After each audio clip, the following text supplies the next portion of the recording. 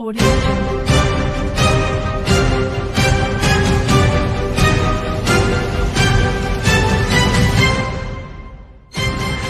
Audio Jungle. Polda Sumsel menerjunkan sebanyak 300 personel dengan tugas utama mensosialisasikan pencegahan karhutla. Hal itu dilakukan akibat karhutla di Sumsel kian hari kian mengkhawatirkan yang membuat sejumlah elemen masyarakat melakukan aksinya untuk mencegahnya.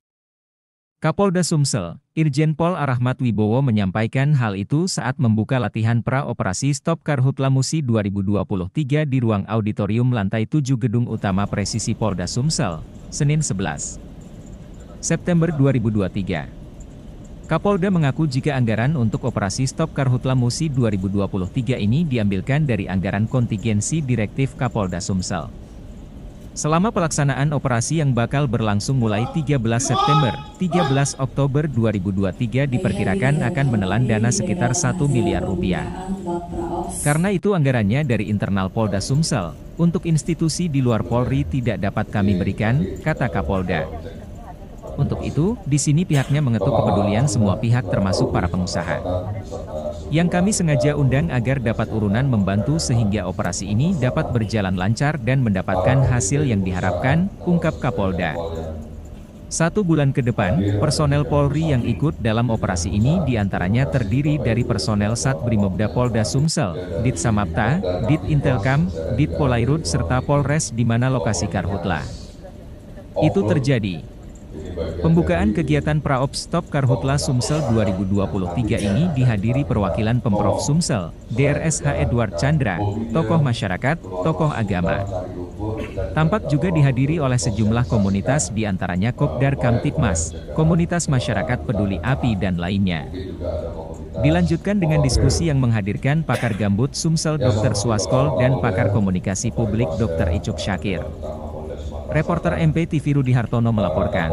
Kapolres Tabes serta stakeholdernya masing-masing di kabupaten dan kota, baik dari kalangan instansi pemerintah, kalangan bisnis, kalangan organisasi masyarakat, cetik pandai dan media, serta Bapak Ibu sekalian berbahagia yang mohon maaf tidak sempat saya sebut satu persatu. Tanpa mengurangi rasa hormat saya dan apresiasi saya atas kesediaan Bapak Ibu untuk hadir di acara ini. Pertama-tama tidak hentinya kita mengucap syukur kehadirat Allah Subhanahu wa Ta'ala, Tuhan Yang Maha Esa, karena kita masih dalam keadaan sehat sesuai dengan tugas pokok dan fungsi kita masing-masing, baik sebagai penyelenggara negara, sebagai pelayan publik maupun sebagai pengusaha, sebagai mahasiswa, wartawan, juga kelompok-kelompok masyarakat. Bapak Ibu sekalian, pada tahun 2023 ini kita mengalami siklus 4 tahun kebakaran hutan dan lahan. Kebakaran hutan dan lahan yang berat, yang buruk itu pada tahun 2015-2019 yang berselang 4 tahun. Ada banyak teori, nanti mungkin Pak Suarso yang bisa menjelaskan, beliau sebagai ahli gambut, kenapa itu bisa datang per 4 tahun sekali. Juga nanti dari BMKG kami mohon untuk bisa menyampaikan kenapa fenomena ini harus diantisipasi. Bapak Ibu sekalian, sekarang bulan September tahun 2023. Saya sebelum bertugas sebagai Kapolda Sumatera Selatan, saya bertugas di Polda Jambi yang juga mengalami kebakaran hutan dan lahan yang cukup hebat pada tahun 2015 dan 2019. Kita tidak bisa membandingkan apple to apple antara Jambi dengan Sumatera Selatan. Luas wilayahnya berbeda. Di Jambi 5 juta hektar, di sini kalau nggak salah 8,3 juta hektar. Di Jambi 3,6 juta warganya, di sini 8,3 juta. 2 kali lipat lebih banyak. Profesinya masyarakat hampir sama. Masyarakat di Jambi dan di Sumatera Selatan itu mayoritas adalah petani dengan tingkat ekonomi menengah ke bawah. Artinya mereka bukan petani dengan modal besar. Juga ada nelayan yang mencari ikan di karang-karang. Juga mungkin ada yang melakukan pembalakan liar. Nah, Bapak Ibu sekalian, ya, handphone, nomor telepon. Ini kita manfaatkan. Nah, disinilah peran Kabid Humas. Disinilah peran media. Bagaimana kita membuat konten-konten, video-video dengan durasi yang singkat, mungkin cuma 30 detik, yang sama masyarakat dengan 30 detik itu dia paham. Aduh, udahlah, stop, jangan bakar, paham. Nah, di sini kita minta kepada media untuk terus mempublikasikan apa yang sudah disampaikan oleh para pembicara nanti. Intinya nggak nyaman lah kalau kita hidup dengan asap di sekitar kita. Kita tidak mau kejadian 2015 dan 2019 itu berulang kembali. Mungkin itu Bapak Ibu sekalian yang bisa saya sampaikan pada pembukaan acara latihan praoperasi Stok Karhutla Musi 2023 ini. Harapan saya para peserta latihan, terutama anggota dari Satbrimob Polda Sumatera Selatan, mungkin juga ada dari Direktorat Samapta Polda Sumatera Selatan, ada juga dari Direktorat Intelkam Polda Sumatera Selatan, Direktorat Binmas Polda Sumatera Selatan, Direktorat Pol Airut Polda Sumatera Selatan, dan satker-satker lainnya maupun satwil sejajaran Polda Sumatera Selatan untuk memahami tugas kalian. Tugas kalian bukan untuk memadamkan api. Ingat, tugas kalian bukan untuk memadamkan api. Tugas kalian mencegah terjadinya kebakaran hutan dan lahan. Kalian akan dibagi daerah tugas. Kemarin saya sudah sampaikan kepada Bapak Karo Ops, kalau kita ada 300 orang, kalau kita bagi menjadi 30 titik, maka satu titik isinya 10 orang. Itu pun mungkin masih terlalu banyak. Kita bagi menjadi 60 titik, satu titiknya ada 5 orang. Nah, modal kalian apa? Kalian akan dibekali uang, kalian akan dibekali bekal kesehatan, belkes, kalian akan dibekali sembako, kalian akan dibekali peralatan, kalian akan didukung bahan bakarnya. Kemudian kalian juga akan dibekali buku khotbah sholat Jumat untuk dibagikan kepada masyarakat. Jadi tugas kalian bukan untuk memadamkan, mencegah. Nah, kalau ukurnya bagaimana? Di radius 10 km tempat kalian bertugas tidak boleh ada api. Kalau ada api ya kita evaluasi. Sistem pelaporan juga saya pesan kepada Bapak Karo Ops, setiap hari harus ada laporan kegiatan. Bukan cuma Selamat pagi, salam sejahtera untuk kita semua. Shalom, Om Swastiastu, Namo Buddhaya, salam kebajikan, salam presisi. Yang terhormat Gubernur Sumatera Selatan yang diwakili Kadis LHP Provinsi Sumatera Selatan, Bapak Dr. Haji Edward Chandra MH.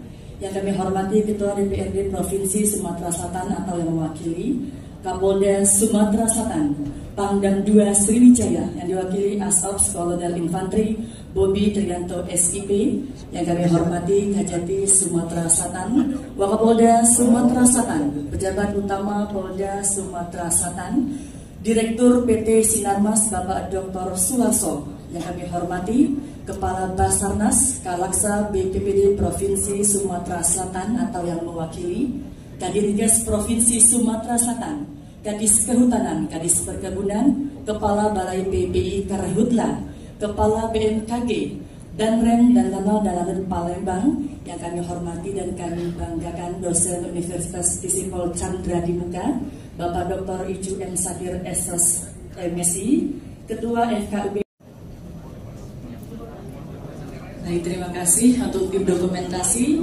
Kita akan memulai rangkaian acara kita pagi hari yang berbahagia. Mengikuti secara daring, virtual, online, tokoh agama, tokoh masyarakat, dan seluruh hadirin Bapak Ibu tamu kehormatan yang tidak bisa kami sebutkan satu persatu yang berbahagia. Rasa syukur dan terima kasih marilah bersama kita. Bapak Pangdam, Bapak Kolonel Infantri Muhammad Tauhir, yang mewakili Bapak Danrem, ada juga Letkol Polisi Militer Angkatan Udara Lutman Hakim yang mewakili dan Mabes, ada Letnan 1 Polisi Militer Agus yang mewakili dan Lanal, serta ada Bapak Kalaksa BPBD diwakili oleh Kepala Kabid Penanganan Darurat Bapak Ansori, Direktur PT Sinarmas Bapak Suharso, Kabal Sanas Bapak Heri Malantika, terima kasih Pak.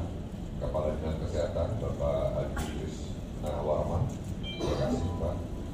Kepala Dinas Kehutanan yang diwakili Kepala Bidang Perlindungan Hutan Bapak Sarul Bilandi, Bapak Herman Kadari, Kepala Dinas Perkebunan, diwakili oleh Kepala Dinas PSP. Terima kasih Pak. Kepala Balai BPI Karhutla, diwakili Kepala Seksi Bapak Chandra Irfansyah. Dan di belakang, terima kasih. Kepala Stasiun BMKG Klimatologi Kelas 1 Palembang, Bapak Wandanya Solis. Pada seluruh perintah undangan, pimpinan dari Forkopimda Provinsi Sumatera Selatan yang kami banggakan dan kami sayangi, kami mengucapkan selamat datang di Gedung Presisi Polda Sumatera Selatan.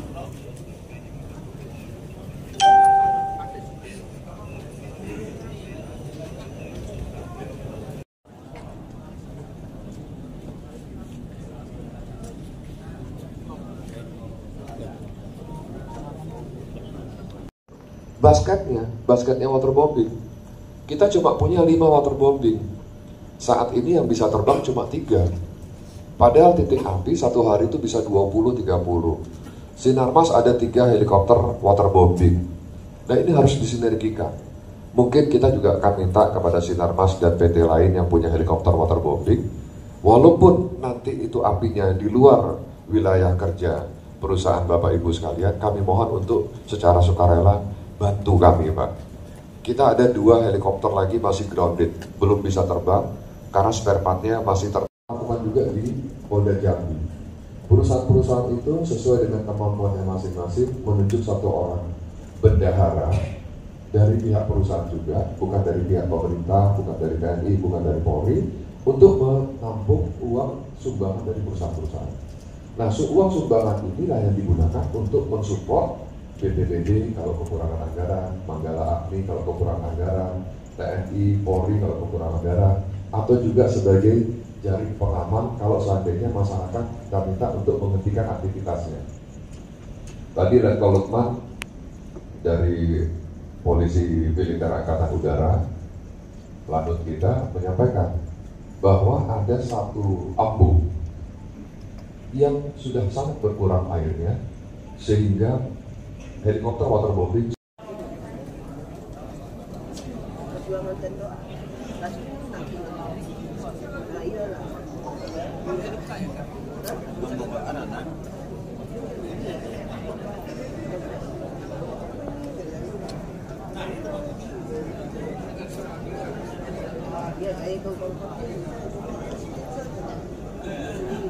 Sesi untuk moderator kita akan dipandu oleh yang kami hormati Ibda Dede Hasan, Sarjana Hukum, dan tentunya kami ucapkan terima kasih sekali lagi. Acara pembukaan berjalan dengan lancar dan hikmat. Semoga keberkahan selalu ada untuk kita semua dari Tuhan Yang Maha Esa, dan acara kita sampai dengan selesai berjalan dengan lancar serta aman dan nyaman. Tentunya melalui Latpraops dan diskusi panel Stop Karhutla Musim 2023 Polda Sumsel, kita semua yang hadir pagi hari ini dengan niat yang tulus ikhlas memohon kepada Tuhan Yang Maha Esa untuk meningkatkan pengetahuan, kemampuan, dan peran serta anggota Polri dan stakeholder serta masyarakat serta unsur terkait lainnya dalam rangka pencegahan dan penanggulangan kebakaran hutan dan lahan secara bersama-sama berjibaku. Bismillahirrahmanirrahim. 26 tersangka dan sudah 6 perkara yang P21. Semuanya masyarakat, belum ada yang korporasi. Nah, kita lagi melakukan penyelidikan. Ada 1 korporasi yang sudah pilot di wilayah Ogan Komering Ilir dan kemarin terbakar. Nah, informasi yang saya terima awal, korporasi itu sudah tidak ada pengurusnya. Nah, itu kita akan minta pertanggungjawaban. Waktu baru mau penyelidikan, itu terbakarnya 2 hari yang lalu. Tadi malam saya mintakan Pak Wandi dan Densus untuk diselidiki, kita panggil penanggung jawab.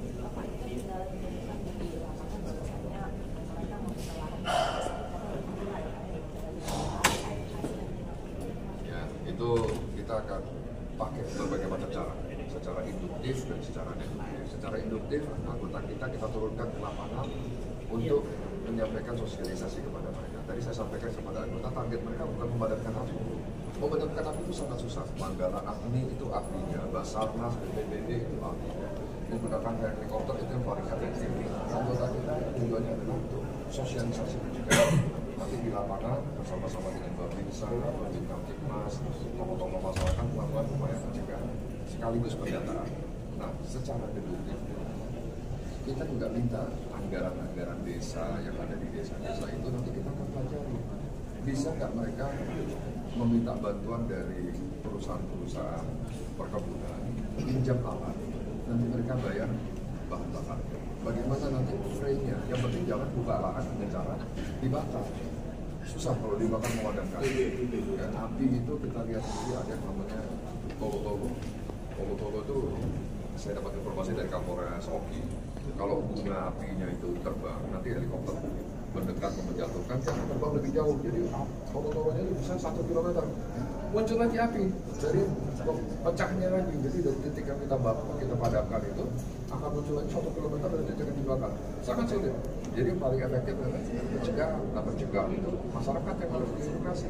Wartawan yang minta tolong dengan segala channelnya, baik media sosial, media mainstream, media cetak, televisi, radio, semua kalau bisa. Pak, yang masyarakat itu ada nggak kalangan petani?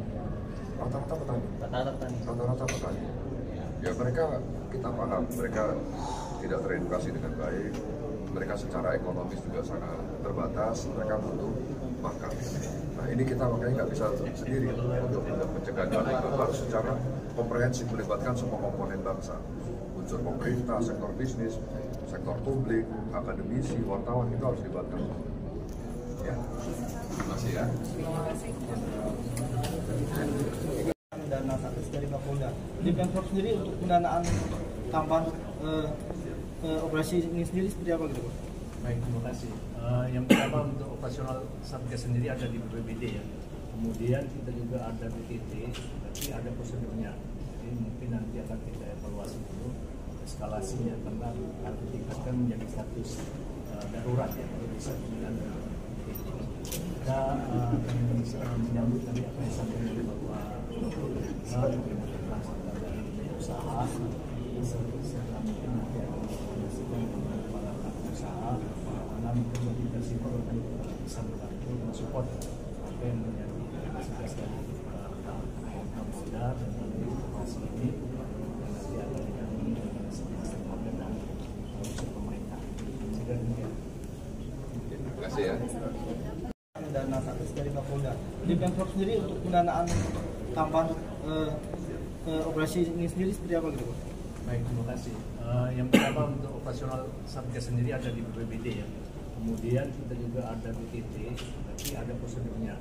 Jadi mungkin nanti akan kita evaluasi dulu eskalasinya karena harus ditingkatkan menjadi status darurat ya kalau bisa dengan BTT.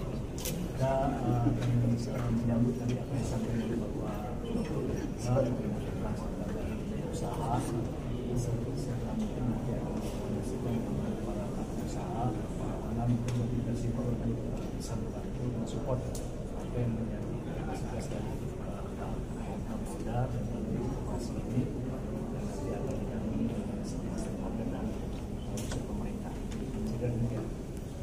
Terima kasih ya. 26 tersangka dan sudah 6 perkara yang P21. Semuanya masyarakat, belum ada yang korporasi. Nah, kita lagi melakukan penyelidikan, ada satu korporasi yang sudah pilot di wilayah Obat Nomor Hilir dan kemarin terbakar. Nah, informasi yang saya terima awal, korporasi itu sudah tidak ada pengurusnya. Nah, itu kita akan minta pertanggungjawaban. Waktu baru mau penyelidikan, itu terbakarnya 2 hari yang lalu. Tadi malam saya ceritakan bahwa tidak itu untuk diselidiki, kita panggil pertanggungjawaban.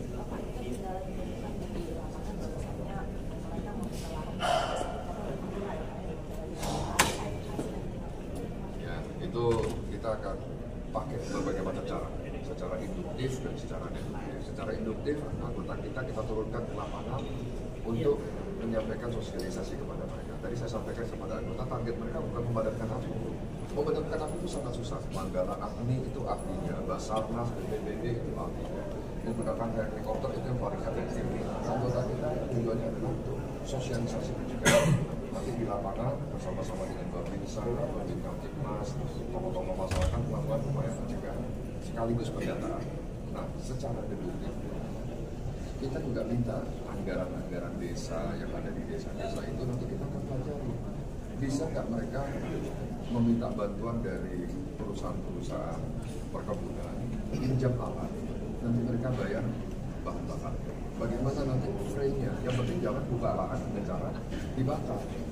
Susah kalau dibakar memadamkan. Dan api itu kita lihat sendiri ada yang namanya tolo-tolo. Tolo-tolo itu saya dapat informasi dari Kapolres Oki.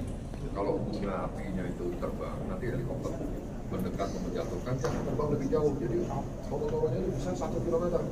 Muncul lagi api, jadi pecahnya lagi. Jadi dari titik yang kita bakar, kita padamkan itu akan muncul lagi 1 km dari titik yang dibakar. Sangat sulit. Jadi yang paling efektif adalah mencegah. Nah, mencegah itu masyarakat yang harus diedukasi. Wartawan yang minta tolong dengan segala channelnya, baik media sosial, media mainstream, media cetak, televisi, radio, semua kalau bisa. Pak, yang masyarakat itu ada nggak kalangan dari kalangan petani? Rata-rata petani. Rata-rata petani. Rata-rata petani. Ya mereka, kita paham, mereka tidak teredukasi dengan baik, mereka secara ekonomis juga sangat terbatas, mereka butuh makan. Nah ini kita makanya nggak bisa sendiri untuk mencegah itu harus secara komprehensif melibatkan semua komponen bangsa, unsur pemerintah, sektor bisnis, sektor publik, akademisi, wartawan itu harus dilibatkan. Ya, terima kasih ya.